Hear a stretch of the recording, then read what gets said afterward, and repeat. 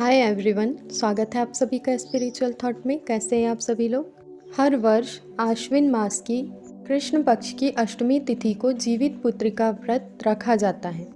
जीवित पुत्रिका व्रत को ज्योति या ज्योतिया के नाम से भी जाना जाता है। यह व्रत सप्तमी से नहाय खाए के साथ शुरू होता है और नवमी तिथि को व्रत का पारण किया जाता है।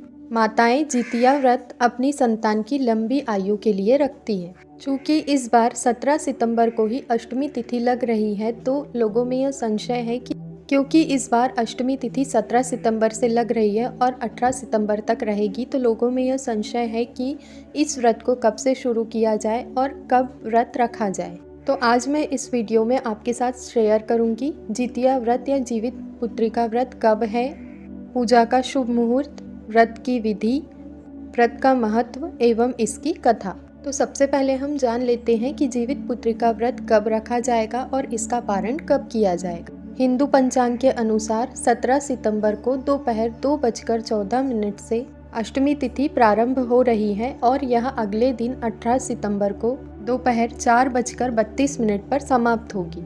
उदया तिथि होने के कारण जीवित पुत्रिका व्रत 18 सितंबर को रखा जाएगा और 19 सितंबर को 6:10 के बाद व्रत का पारण किया जाएगा। क्योंकि जितिया व्रत की शुरुआत नहाय खाए से होती है, इसलिए इस वर्ष 17 सितंबर 2022 शनिवार को नहाय खाए किया जाएगा और 18 सितंबर को व्रत रखा जाएगा और 19 सितंबर को व्रत का पारण किया जाएगा। अब जान लेते हैं जीवित पुत्रिका व्रत की पूजा विधि। सुबह स्नान आदि से निवृत्त होकर व्रत करने वाले प्रदोष काल में गाय के गोबर से पूजन स्थल को लीप ले। उसके बाद वहाँ एक छोटा सा तालाब बना ले और उस तालाब में एक पाकड़ की डाल लाकर डाल दे। अब शालीवाहन राजा के पुत्र धर्मात्मा जीमूतवाहन की कुश निर्मित मूर्ति को उस जल में स्थापित कर दे। इसके बाद उन्हें धूप, दीप, रुई, हल्दी, कुमकुम, अक्षत आदि से सजा लें। उसके बाद उन्हें भोग लगाएं। अब मिट्टी या गोबर से मादा चील और मादा सियार की मूर्ति बनाएं और दोनों को लाल सिंदूर अर्पित करें और पूजन के बाद उनसे पुत्र की प्रगति और कुशलता की कामना करें। इसके बाद व्रत कथा सुने और आरती करें। इस प्रकार आपकी पूजा संपन्न हुई। अब जान लेते हैं कि इस व्रत का क्या महत्व है। जितिया व्रत संतान की लंबी आयु, निरोगी काया और निरंतर प्रगति के लिए रखा जाता है। यह व्रत माताएं निर्जला रहकर अपने पुत्र की लंबी आयु के लिए करती। इस व्रत की शुरुआत महाभारत काल से हुई है। अब जान लेते हैं जीवित पुत्रिका जितिया व्रत की कथा। इस व्रत की 2 कथा है। पहली कथा इस प्रकार है। पौराणिक कथा के अनुसार जब महाभारत का युद्ध हो रहा था तो अश्वत्थामा नाम का हाथी मारा गया। लेकिन युद्ध में चारों ओर यह खबर फैला दी गई कि द्रोणाचार्य का पुत्र अश्वत्थामा मारा गया। यह सुनकर अश्वत्थामा के पिता द्रोणाचार्य ने शोक में आकर अपने शस्त्र त्याग दिए और उसी समय द्रौपदी के भाई धृष्टद्युम्न ने उनका वध कर दिया। अपने पिता की मृत्यु के कारण अश्वत्थामा के मन में बदले की अग्नि जलने लगी और अपने पिता की मृत्यु का बदला लेने के लिए रात में वह पांडवों के शिविर में जा पहुंचा। अंधेरे में उसने पांडवों के 5 पुत्रों को सोते हुए देखकर 5 पांडव समझा और उनकी हत्या कर दी। परिणाम स्वरूप पांडवों को अत्यधिक क्रोध आया। तब भगवान श्री कृष्ण ने उससे उसकी मणि छीन ली, जिसके कारण अश्वत्थामा बहुत क्रोध में आ गया और उसने उत्तरा के गर्भ में पल रहे बच्चे की हत्या करने की कोशिश की और उस पर ब्रह्मास्त्र साध दिया। भगवान श्री कृष्ण इस बात से भलीभांति परिचित थे कि ब्रह्मास्त्र को रोक पाना असंभव है, लेकिन वे उत्तरा के पुत्र को बचाना चाहते थे। इसलिए उन्होंने अपना सारा पुण्य एकत्रित करके उत्तरा के गर्भ में पल रहे बच्चे को दे दिया, जिसके फल स्वरूप उत्तरा का गर्भ बच गया और वही बच्चा बड़ा होकर राजा परीक्षित बना।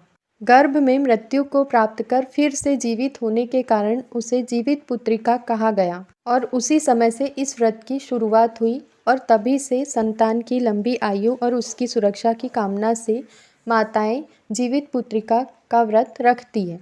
अब जान लेते हैं जितिया व्रत की दूसरी कथा। इस कथा के अनुसार गंधर्वों के एक राजकुमार थे जिनका नाम जीमूतवाहन था। वह बहुत ही परोपकारी थे। एक दिन उनके पिता राजपाट छोड़कर वन में तपस्या करने चले गए और जीमूतवाहन को राजा घोषित कर दिया गया।